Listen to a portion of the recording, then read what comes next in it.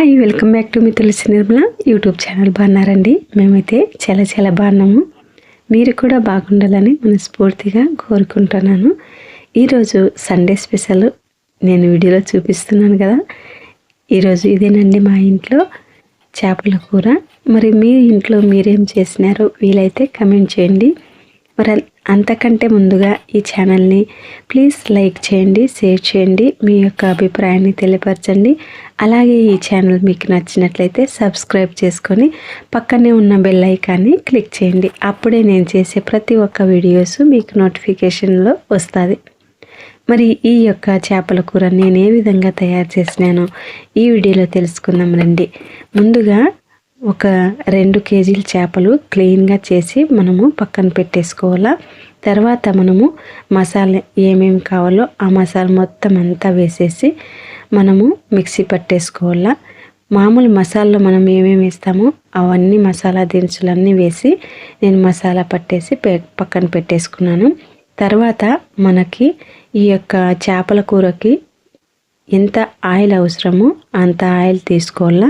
ముందుగా స్టవ్ వెలిగించి దాని మీద తపిలి పెట్టుకొని మీరు ఏవైతే పాత్రలు తీసుకుంటారో ఆ పాత్ర పెట్టేసి తర్వాత అందులో మనకు ఆయిల్ అనేది చేపల కూరకి ఎక్కువే కావాలి కాబట్టి నేను ఎక్కువే వేసినాను చేపల కూరలో.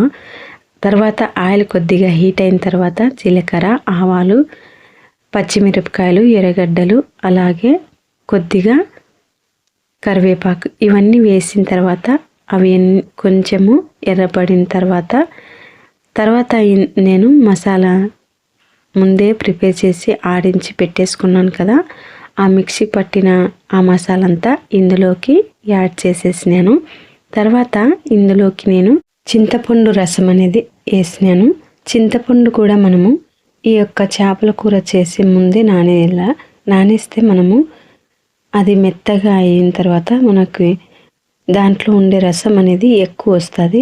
లేదంటే చింతపండు ఎక్కువ నానుకోకుంటే రసం అనేది తక్కువే వస్తుంది. కాబట్టి ముందే నానేసి పెట్టుకుంటే మంచిది.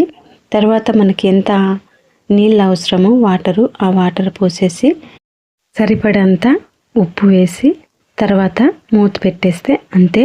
ఎసురు బాగా కాగిన తర్వాత ఇందులోకి మనము చేపలు వేసేస్తే చేపల పులుసు రెడీ అయిపోయినట్టే. మరి టేస్ట్ అయితే సూపర్ వచ్చిందండి. మీరు కూడా ఇలా ట్రై చేయండి. ఎలా వచ్చిందో కమెంట్ చేయండి. అలాగే ఈ ఛానల్ని ప్లీజ్ లైక్ చేయండి, షేర్ చేయండి, మీ యొక్క విలువైన అభిప్రాయాన్ని తెలియపరచండి. అలాగే నా యొక్క ఛానల్ మీకు నచ్చినట్లయితే ప్లీజ్ సబ్స్క్రైబ్ చేసుకొని పక్కనే ఉన్న బెల్ ఐకాన్ని క్లిక్ చేయండి. మరో నెక్స్ట్ వీడియోలో నెక్స్ట్ రెసిపీతో మీ ముందు వస్తాను. అంతవరకు టేక్ కేర్, బాయ్.